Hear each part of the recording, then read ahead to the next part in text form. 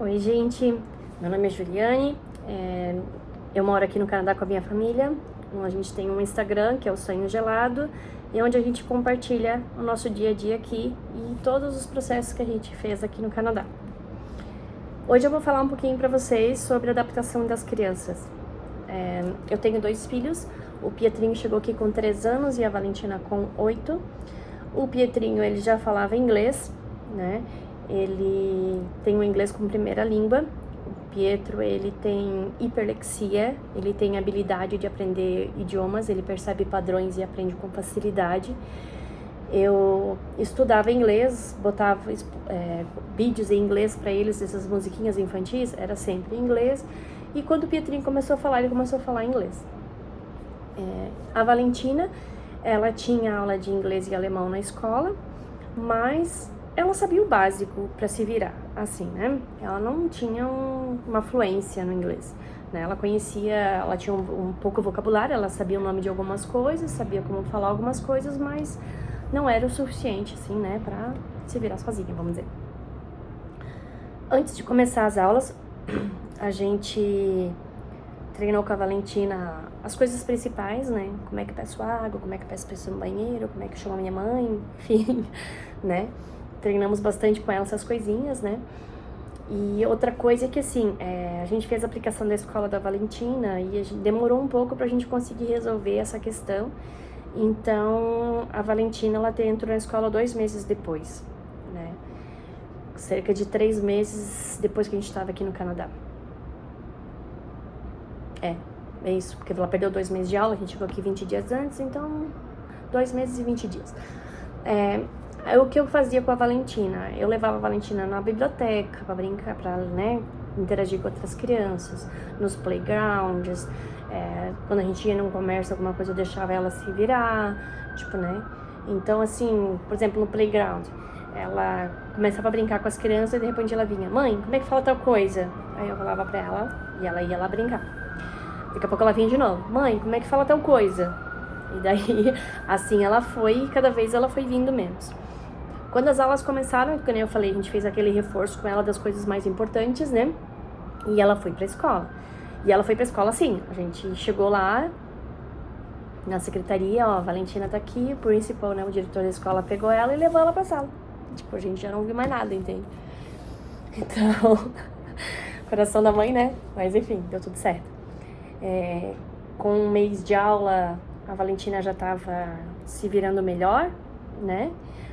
Com 2 meses ela já estava ajudando até alguns coleguinhas que estavam começando.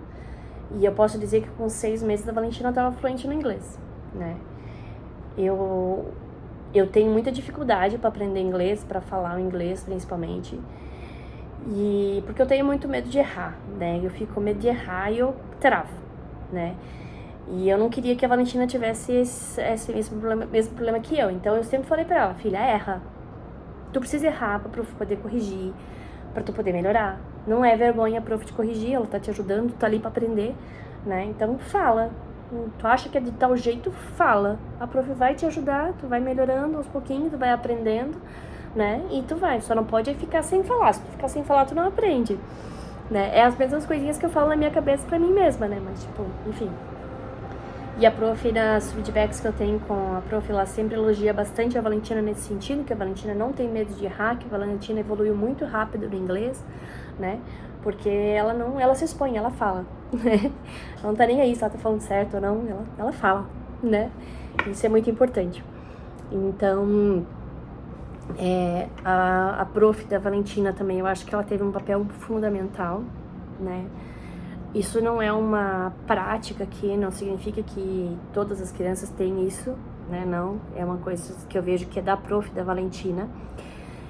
Ela sempre esteve em contato comigo desde o início. Tipo, antes de começar as aulas, ela já me mandou um e-mail se apresentando, falando das atividades que estavam acontecendo na escola, inclusive de uma atividade que eles teriam, já estava correndo prazo para entregar. Ela me explicou tudo como é que tinha que ser para me ajudar a Valentina a fazer.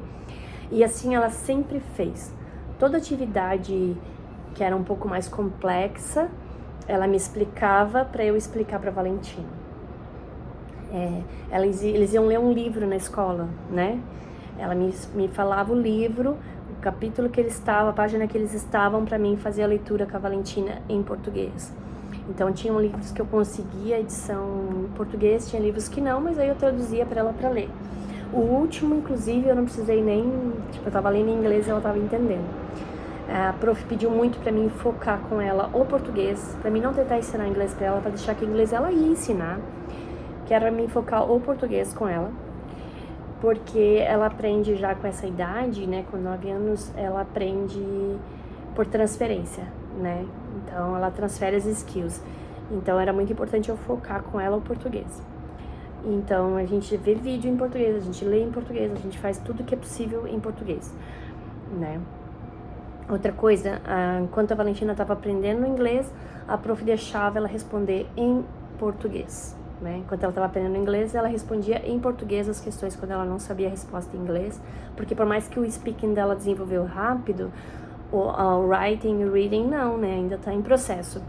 Então, quando ela não lembra a palavra em inglês, a prof deixa ela responder em português, depois a prof usa o tradutor, traduz. Quando a prof não entende, a prof entra em contato comigo, porque a Valentina, ela estava em fase de alfabetização no Brasil, né? Então tem palavras que nem em português ela sabe escrever direito. Então, aí, às vezes ela escreve errado, a prof não consegue usar o tradutor. Então a prof entra em contato comigo, a gente, né? Não, prof, ela misturou e parte da palavra é inglês, parte da palavra é português, não é português isso aí. Por isso que ela não conseguiu traduzir. Então a gente sempre estava conversando, toda semana praticamente ela me mandava e-mail e coisa e tal. Como eu disse, a gente teve muita sorte que a prof da Valentina é assim, nem toda professora é assim. Ali no Yellow Bus, no Bus Stop, quando a gente está esperando o Yellow Bus, a gente costuma conversar entre os pais e tem bastante indianos ali, né? Aqui, né? E muitos pais estavam reclamando, né? Muitas mães estavam reclamando porque eles não sabem nada do filho, né? Aqui as crianças não costumam ter tarefa de casa, é muito difícil, muito pontual quando tem alguma atividade em casa, né, algum homework. E então é difícil você acompanhar o que a criança está aprendendo ou não. A prof da Valentina, ela tem um blog onde eu consigo ver o que está sendo aplicado em sala, as atividades que eles estão fazendo. Ela tem um Google Classroom, onde eu consigo também ver os materiais que ela tá dando em sala, ela tem os vídeos que ela apresenta em sala, tem os PowerPoint, tem as atividades que eles estão fazendo. Então, assim, é muito legal porque eu consigo acompanhar. Mas, tipo, eu vejo que os outros professores não têm isso, sabe? É uma coisa da professora da Valentina. Então, acho que a gente levou muita sorte mesmo, né? A gente não teve nenhum problema com bullying na escola, no sentido de, porque é imigrante, né? Graças a Deus, não. Eu sei de relatos de pais que tiveram problemas, mas graças a Deus a gente não. Isso não significa que a Valentina não teve nenhum probleminha na escola, não. Tem algumas crianças que, né, a gente mora aqui em Downtown, né? Então todo mundo que chega normalmente chega aqui em Downtown. Então nem todo mundo ainda tem a cultura polida canadense, né? Que eles são muito educados, né? Mas, tipo, nem todo mundo é assim, né? A pessoa acaba se adaptando conforme chega, mas enfim. Então, tem algumas crianças no ônibus da Valentina que começaram a fazer algumas brincadeiras, né? Que não são legais, né? E eu conversei com algumas crianças, né? Porque o pai não tava lá no ponto, né? E um dia a Valentina chegou meio chorosa, assim, né? Aí eu perguntei pra ela o que foi, e as outras mães já vieram, né, as crianças também ali, perguntar o que estava acontecendo, e a Valentina falou que as crianças estavam fazendo brincadeiras com ela no ônibus que não eram legais, e a menina já falou, não, você vai sentar perto de mim e eu vou. E no outro dia ela foi, já conversou com os meninos, já ajudou a Valentina, sabe? Mas isso não foi uma ação, uma coisa porque a Valentina é imigrante, porque a Valentina não fala inglês, não, até porque a Valentina tá fluente no inglês. Coisa de criança, né, que às vezes não tem uma boa educação, não sabe brincar, enfim. Mas foi resolvido já, né, Valentina disse que nunca mais aconteceu.